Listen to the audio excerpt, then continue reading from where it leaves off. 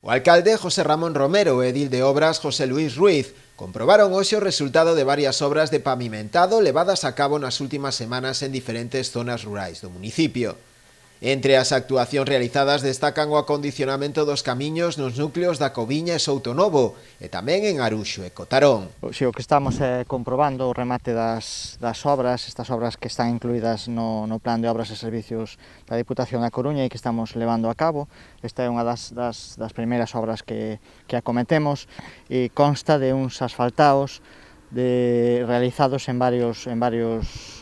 varios puntos do concello, concretamente no lugar de Coviña Soutonovo en Cespón, no Aruxo en Bealo, no Cotarón aí en Abanqueiro e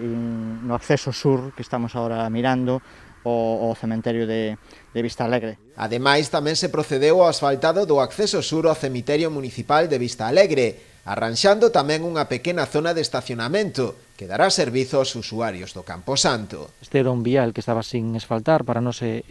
un vial estratégico, porque vai dar servicio tamén de acceso ao cemiterio municipal, que só tiñamos unha entrada en boas condicións, que é a entrada pola parte norte, que é a entrada principal, pero con isto que conseguimos é que a xente se reparta, sobre todo cando